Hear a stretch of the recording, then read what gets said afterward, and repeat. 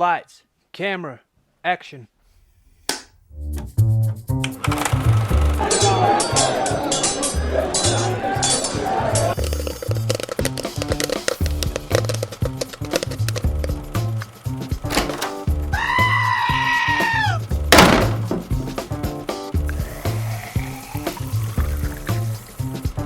And the winner is...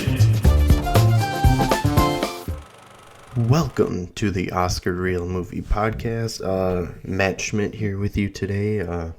Happy Friday / maybe Saturday morning, depending on when you're listening. First off, sorry no episode on Thursday. With the holidays and everything going around, we kind of got behind, but we've seen plenty of movies. We're going to have plenty to talk about. I figured I'd put out a little bit of a different episode for everybody. So our last episode we talked about Star Wars, Rise of Skywalker. Well, I figured I'd try something here because as I was watching that movie, I mean, if you listen to the review, you know that it was an okay movie, but I didn't love it. There's a lot of weird things that happen in it, so I figured I would do a sarcastic synopsis. So obviously, if you haven't seen the movie, don't listen to this episode. Go see it, come back and listen to this, and let me know how it went.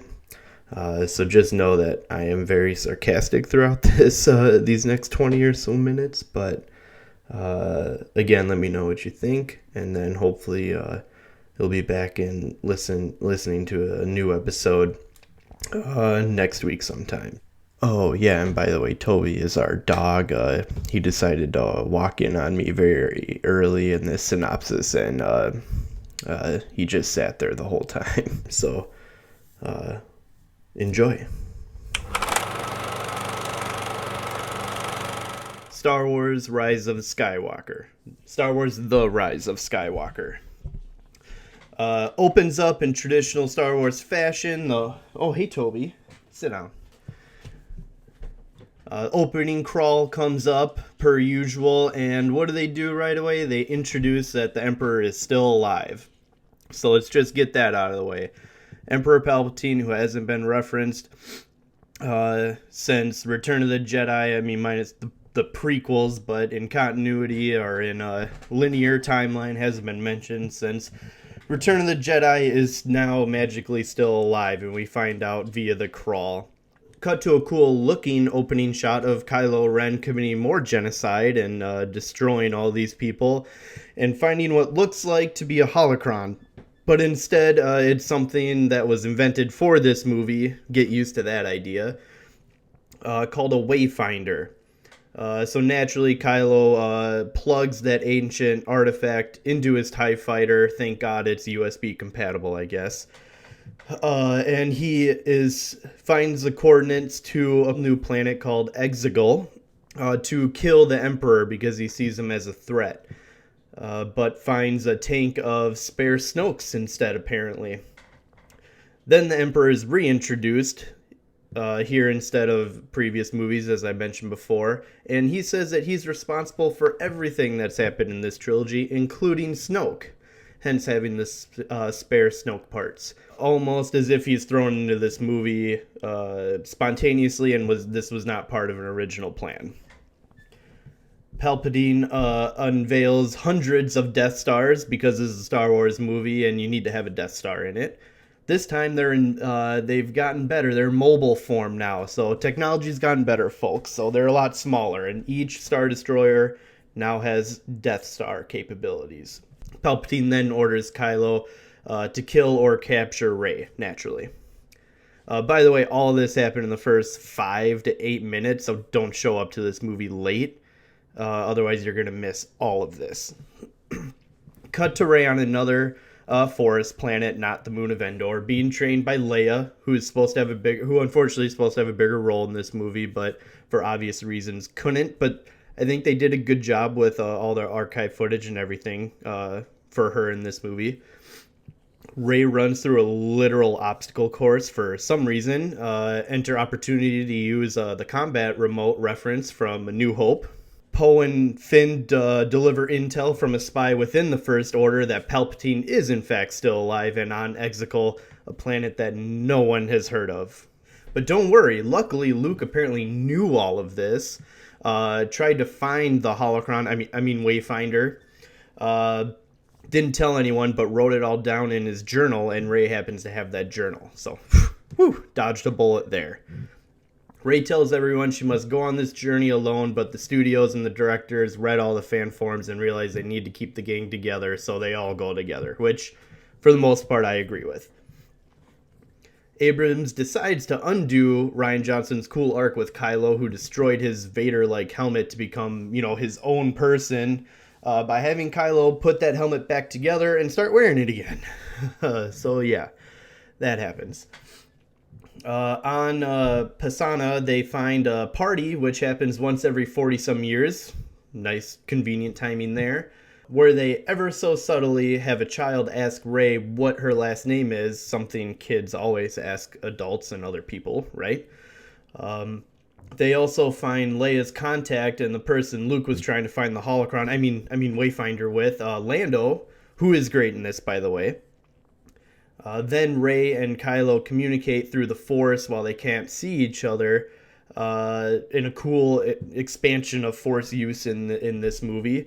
And they establish that they can transport items through the Force as Kylo grabs a necklace that Rey got from a local earlier. Kylo has the Knights of Ren, who I can't wait to see these guys in action since it's been teased for, 3 movies now. They scan that necklace to figure out where it's from.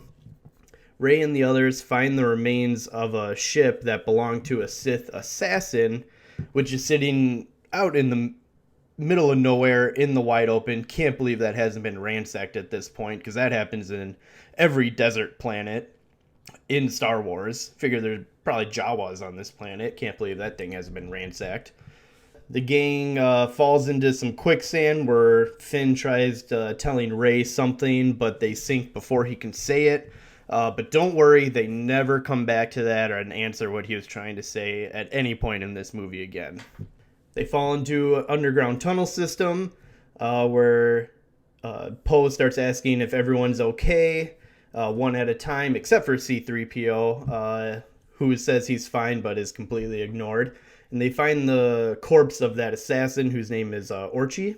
However, instead of finding a holocron, I mean Wayfinder, sorry, they find another MacGuffin, item, which will lead them to another item to then get them to their planet. So they got to find this item to find an item to get to a place.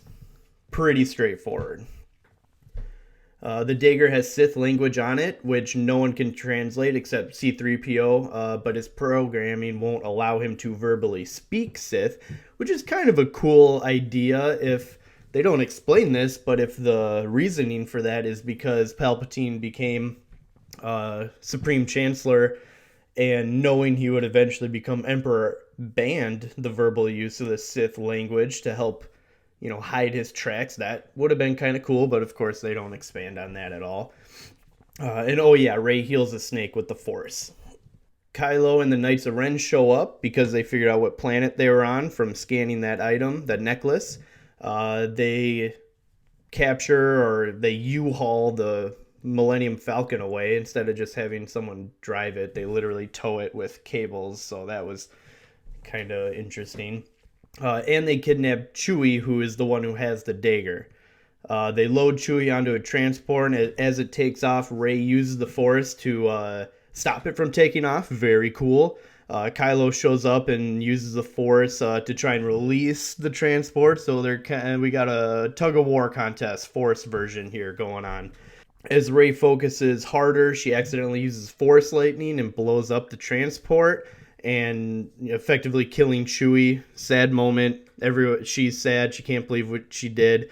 Very heartbroken, but she has to leave. They all get on the Sith assassin's old ship and turn it on, because of course it still works, and take off.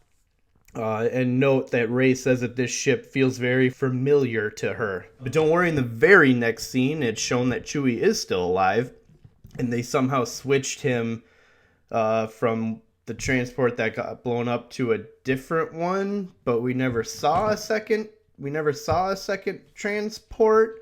So I guess that makes sense. I guess Kylo takes the dagger from Chewie, puts it in his little office. Poe suggests going to Kimiji because he knows someone there. Apparently, he used to be a smuggler. Does that remind you of anyone else in the Star Wars universe? Guess they're trying to make all these characters seem similar to older characters. All right. While avoiding the stormtroopers that are on Kimiji, which is actually kind of cool part of this movie where they actually show how these stormtroopers have taken over a planet and they're actually ransacking them and knocking on doors, more realistic, or actually showing how they take over a planet. Kind of interesting. They show that, they're trying to go down alleyways avoiding these stormtroopers, so really cool. But they eventually run into Zori Bliss, who is someone that Poe knows from his smuggler days or spice running days, who then she leads them to Babu Frick, who says that he can help them. He can make get C-3PO to translate and verbally say the Sith language, but in doing so, he would reboot or reformat 3PO.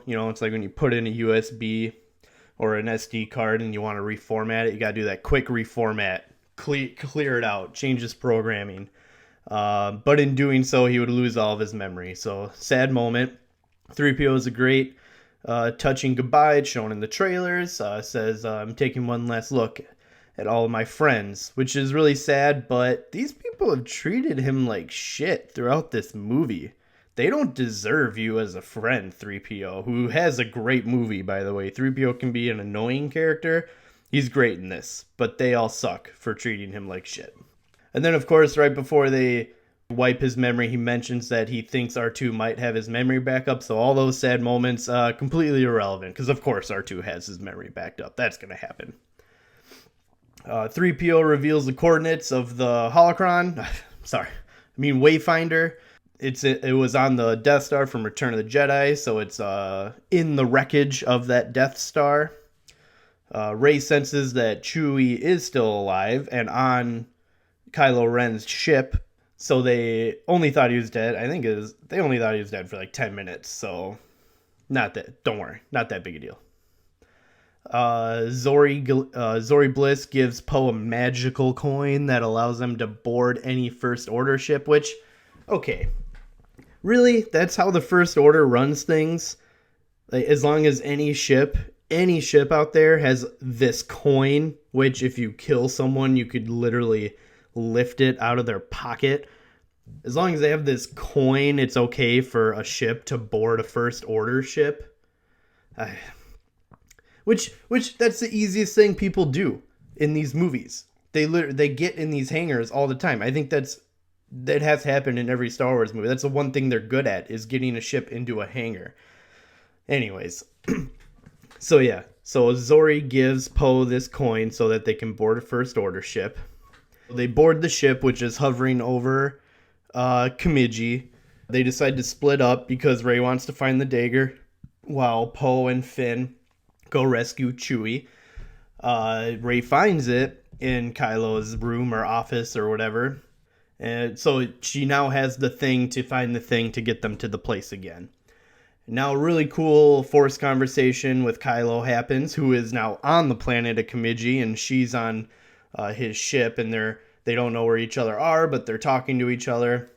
They have a cool lightsaber battle via the Force, again, not knowing where each other are. They start hitting objects that are around each other, and it transports them to the other person's location. And eventually they hit Vader's mask, which is obviously in Kylo's room or whatever, and it gives Rey's location away. So now Kylo knows where they are. As Finn and Poe rescue Chewie, they are kidnapped by the First Order, but then rescued by the spy within the First Order, who we haven't known who it is. Turns out it's General Hux. Kind of cool arc for him. Makes total sense because he explains that he doesn't necessarily want the Resistance to win, but he just hates Kylo Ren so much that he wants him to lose, Which again, it makes sense. Kylo has treated General Hux like shit for 2.5 movies at this point.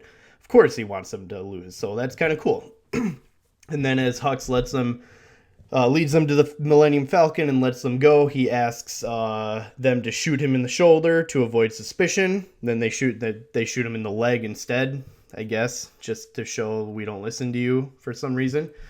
As they're leaving, Rey gets stopped by Kylo Ren. This is where the studio and or Abrams decide to undo another cool arc from Rian Johnson's Last Jedi, where in that movie they clearly state Rey's parents are nobodies. Kylo Ren just flat out tells her, your parents were nobody. Which I like. Like, it kind of makes fans upset at first, because it's like, no, she's got to be the daughter or granddaughter of someone important. That'd be cool. But I like this, that her parents are nobodies, because it shows that anybody can be a powerful Jedi in this universe, and they don't have to be related to someone else from the previous movies. But of course they changed that, and Kylo Ren's, oh no, just kidding. You're actually Palpatine's granddaughter. Woof. Okay, so that's the big reveal moment. Apparently Palpatine's son, Rey's dad, was pretending to be a nobody, which is why Kylo got mixed up in the last movie. He was pretending to be a nobody to hide Rey from Palpatine. And then Palpatine hired that assassin to go and find them. So her parents left her on Jakku to protect her. And that's how she recognized that ship, because apparently she had been on it. But if she'd been on it, wouldn't that mean the assassin had kidnapped her? So why were they left on Jakku? I don't know. It kind of makes sense. Parts of it don't. But we're moving on. So after the reveal, Rey jumps onto the Millennium Falcon. They get away. In the very next scene, Hux just gets flat out murdered and revealed, apparently. Apparently they found out he's a spy. Don't know how it happened. Maybe it's because they shot him in the leg. That must have been it. The shoulder was the spot to go. Because they shot him in the leg, that must have given him away. So yeah, General Hux, big dead. The gang land on Kefbur. I think I'm pronouncing that right. Sorry if I'm pronouncing some of these wrong. But they land on Kefbur, which is the site of the Death Star wreckage from Return of the Jedi. It didn't crash on Endor. It crashed on a different planet. So they get there and they meet a ragtag team of stormtrooper defectors, similar to Finn, which is kind of cool. Of course, Finn wouldn't be the only one, so it's kind of cool that we run into more defectors, and Finn has a bonding moment with them. Basically, the only character arc that he gets in since the first movie in these films. And then Rey goes to the wreckage of the Death Star and uses the Sith dagger, kind of like a map at the mall, where it's kind of like, you are here. So she holds the blade up, and there's a design in the blade. Like, the blade isn't just a normal one. It's got all these shapes cut out of it or whatever. And they apparently match up perfectly with a certain part of the Death Star. So they line up perfectly. Actually, it's kind of like in the Goonies. The coin, the holes in the coin match up perfectly with rocks in the distance. That's kind of like this dagger. So the blade lines up perfectly with some part, I don't know which, but some part of the Death Star. And then in the hilt, you can pull it out and it points to where the holocron, where the Wayfinder is in the Death Star. Which, what the fuck is that? One, the Death Star blew up. How is there anything left? Two, the odds of those features still being there on the Death Star, it didn't break in half or distort in any way, and that you'd be standing in the perfect spot where if you pull that little thing in the hilt out and it points to where the Wayfinder is, that... I audibly laughed in the movie when this happened. It is ridiculous. Anyways, Rey sails out to the wreckage and goes to the room that the dagger pointed at, which is the throne room. She finds the Wayfinder, and this is where that Sith Rey scene happens, very similar to Luke in Empire Strikes Back. This one is a little cooler. She actually interacts with it and fights with it a little bit, but in the end, it's just a vision. Kylo shows up, finds her there, takes the Wayfinder from her and destroys it.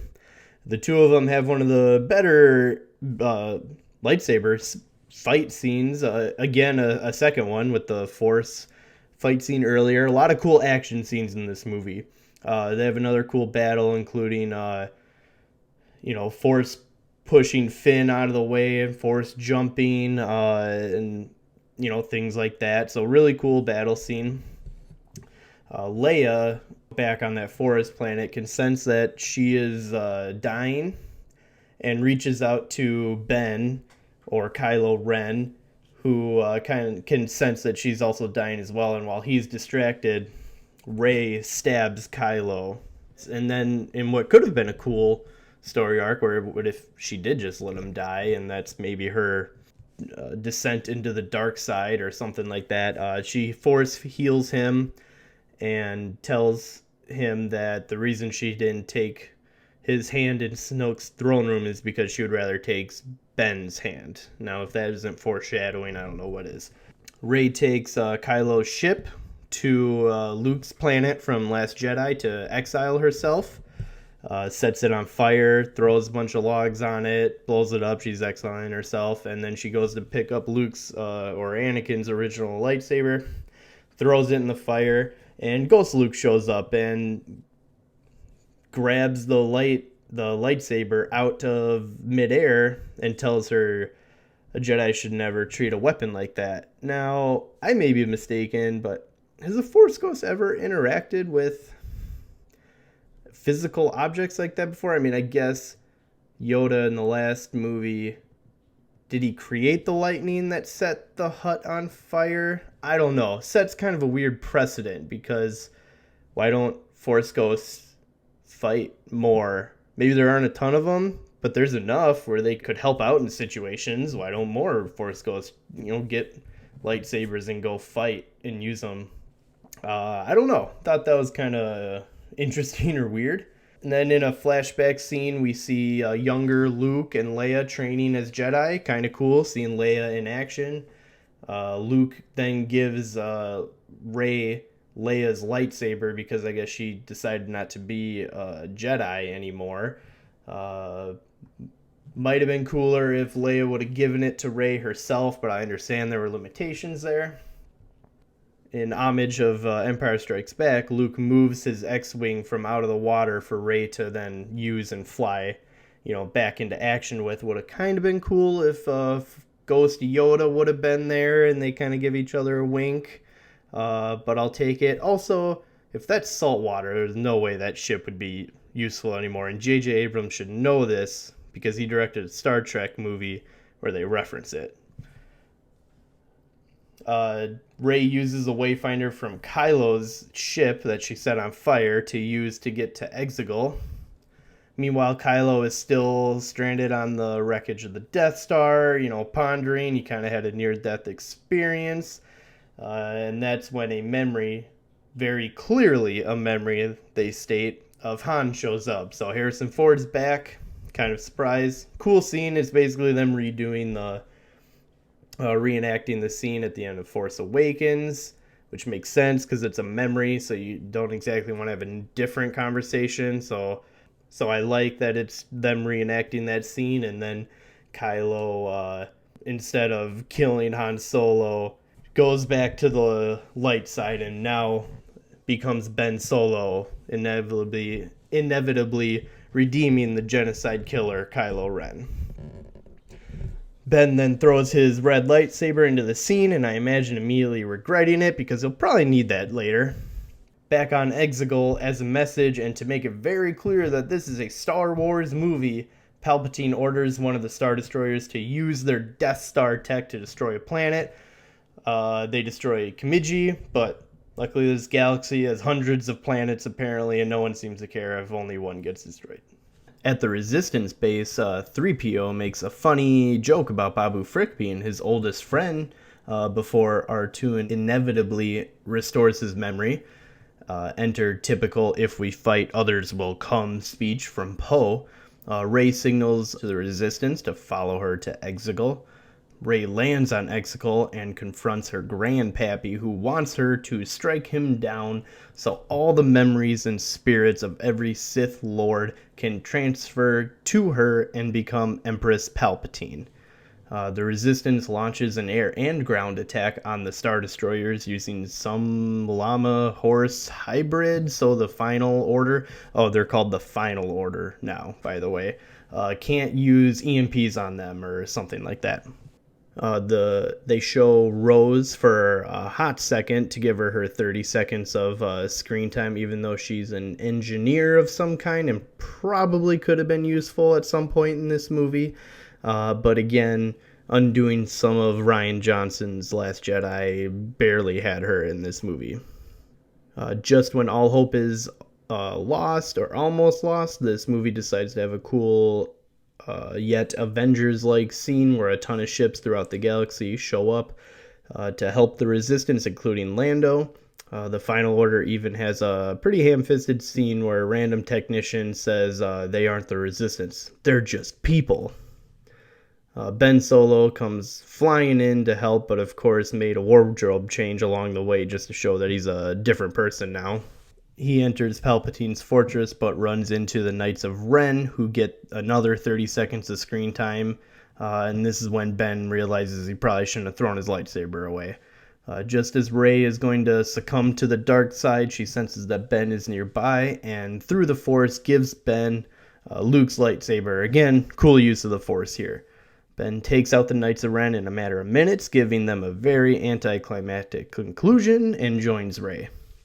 However, now that there are two of them, Palpatine decides not to sacrifice himself, but to drain their energy to rejuvenate himself.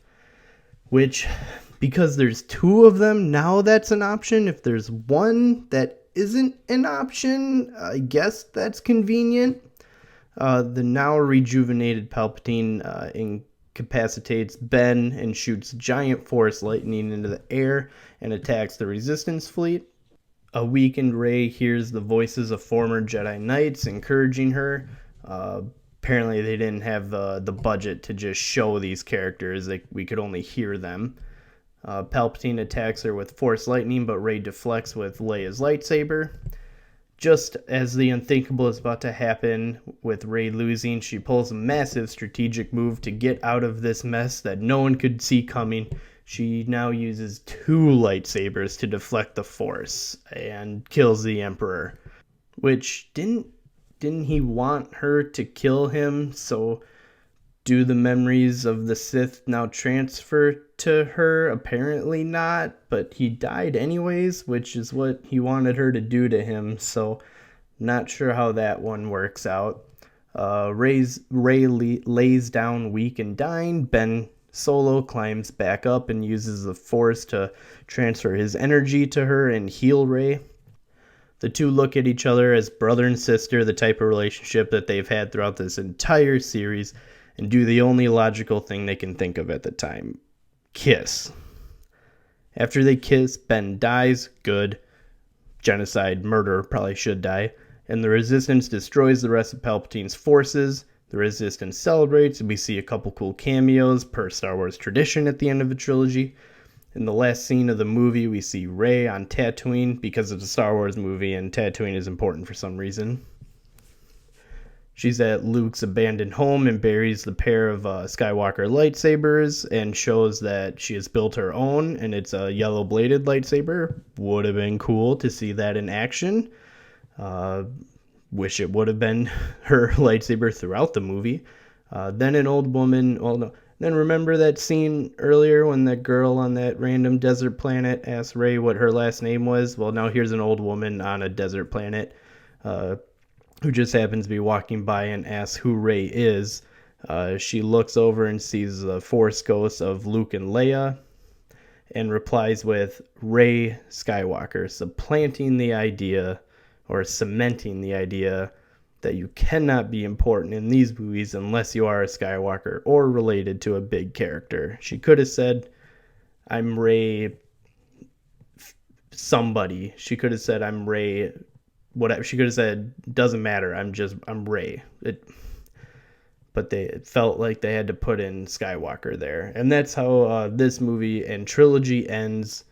To me, you can listen to the full review on our last episode, but to me this was a fine movie, but definitely disappointing movie for me. I gave it a 7.1 out of 10, but please, if you haven't already, go back and listen to our review and thoughts in the last episode.